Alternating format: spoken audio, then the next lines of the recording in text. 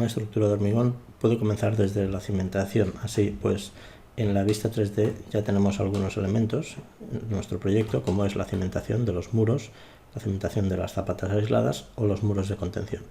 Vamos a agregar un arriostramiento en las zapatas. Para eso se utiliza el comando para las vigas, en el menú estructural vigas. En este caso vigas de hormigón. Si no tenemos una dimensión apropiada, editamos tipo, duplicar y creamos una, por ejemplo, en este caso de 300 x 300. Para crearlas utilizaremos el plano estructural nivel -1. Las vigas las vamos a colocar utilizando las rejillas, y estas rejillas también indicando que están al nivel -1 y con un desfase de la Z del grosor de la losa, es decir, menos 0,30 centímetros, para que queden alineadas por la parte inferior de la losa. De esta manera podemos hacer rejillas, seleccionamos de la 3 a la 5 y confirmamos. Bien, en 3D podemos observar en la parte inferior cómo se han realizado estas jácenas y han quedado alineadas. Vamos a realizar otros elementos estructurales. Para eso vamos a la planta de estructura -1. Al no estar creada podemos crearla desde el menú vista, vistas de plano, planos estructurales, y crear las dos vistas que no aparecen, seleccionándolas y aceptar. Ya podemos ir a la planta baja y desde el plano estructural de planta baja creamos el menú de estructura vigas, y en este caso vamos a hacer vigas utilizando las rejillas con una sección de viga de 300 x 300, seleccionando por ejemplo las vigas longitudinales. Bien. Observamos el resultado en 3 dimensiones.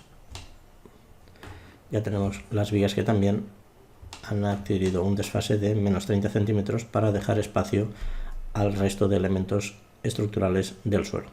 Vamos a dibujar ahora el suelo estructural en el nivel planta baja.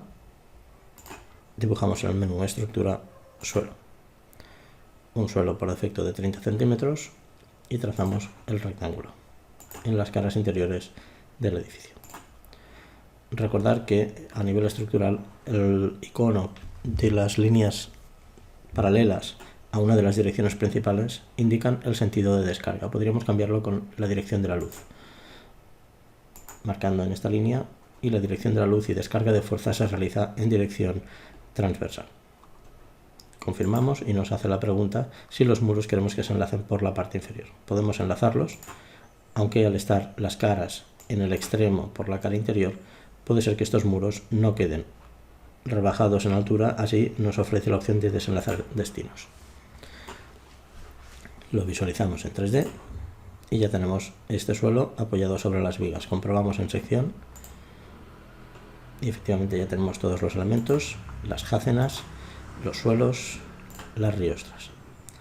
Bien, cada uno de estos elementos adquiere una función estructural y esto lo determina en su panel de detalles el parámetro estructura activado y también que active el modelo analítico.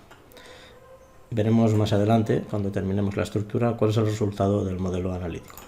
Otros elementos estructurales son los elementos prefabricados de hormigón. Para eso hay que utilizar, por ejemplo, comenzando por una estructura de pilares, cargar familia, y en la carpeta del proyecto utilizamos la carpeta pilares estructurales,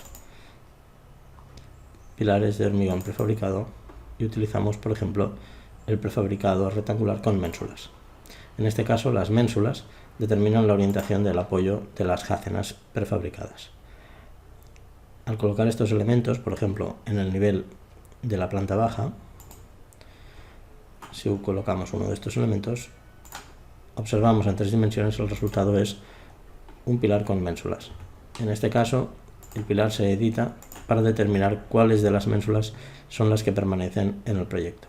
Es decir, si solamente mantenemos la ménsula orientada a sur, podríamos cambiar el tipo de este elemento de esta familia, por ejemplo, a sur, para identificar este tipo de ménsula, y aparecería de esta manera. Así, la repetición de estos elementos en la estructura, por ejemplo, si creamos una copia para colocarla a la distancia sobre el pilar inferior, a 5 metros, podríamos duplicar este, editar, duplicar, por ejemplo, una ménsula que tenga a sur y a norte, las jácenas, cambiamos el nombre y activamos también la celda.